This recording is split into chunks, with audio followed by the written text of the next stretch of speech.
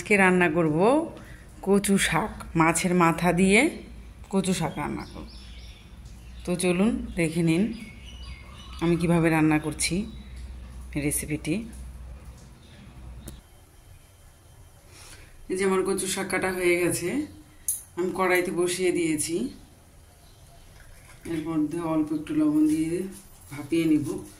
একটু লবণ দিয়ে দিলাম, দিয়ে এটাকে আমি ঢেকে দিব। ফুলে গেছে এগুলো, আর একটু যখন একটু নরম হয়ে যাবে তখন আবার কমবে। আমি ঢেকে দিচ্ছি।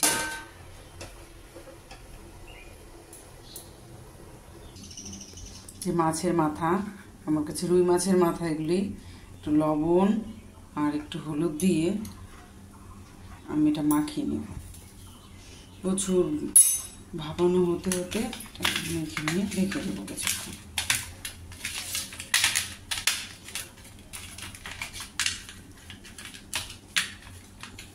মেখে রেখে দেবো, যে কিছু ভাপানো হচ্ছে।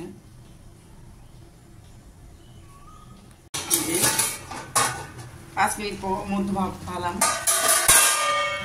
হয়ে এসছে। কত এই যে দেখুন কত জল ছেড়ে দিয়েছে। এখন এগুলি আমি নামিয়ে নিই, জলটা ছাড়িয়ে নিই। এই যে আমি নামিয়ে নিলাম, চেপে চেপে জলটা একটু বের করে নিব।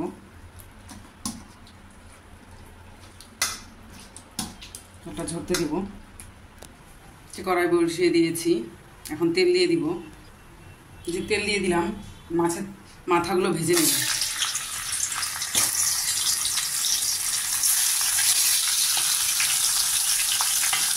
মাছের মাথা ভাজা হয়ে গেছে, এগুলো আমি নামিয়ে নিব।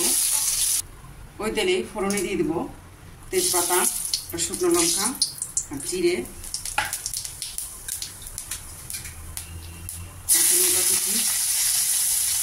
কাঁচা লঙ্কা ফেরা আর যে আদা বাটা।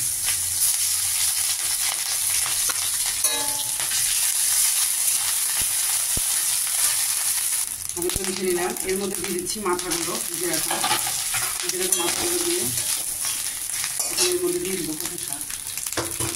আমি ছোলার কথা বলতে ভুলে গেছি, আমি কয়েকটা ছোলা ভিজিয়ে রেখেছিলাম, দিয়ে দিলাম।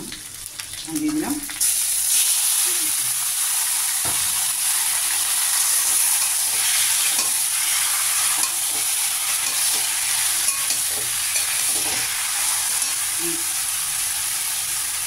অল্প পরিমাণে লবণ দিয়ে নেবো। তো ভাপানোতে লবণ দিয়েছি আর মাছের মাথাতেও লবণ দিয়েছি, এটা লবণ আমি একটু কম করেই দিলাম। লবণ দিলাম, হলুদ দিয়ে দিব, হলুদ দিয়ে দিব, মিশিয়ে এটাকে আমি এরকম করে ভাজতে থাকবো। অনেকক্ষণ ধরে আস্তে আস্তে ভাজবো মিডিয়াম ফ্লেমে।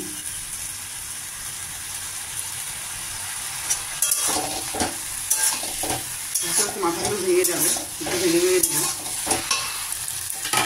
মাঝে মাঝে লেগে নিচ্ছি, উল্টে উল্টে নিচ্ছি, নিচ্ছি উল্টে পাল্টে।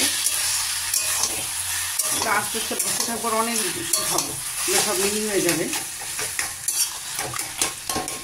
ছোটো করে দিব একটু, মাছের মাথাগুলো ভেঙে ভেঙে দিচ্ছে। হয়ে এসছে, মধ্যে দিয়ে দিব জিরে গুঁড়ো, জিরে গুঁড়ো দিয়ে মিশিয়ে নেব। আমি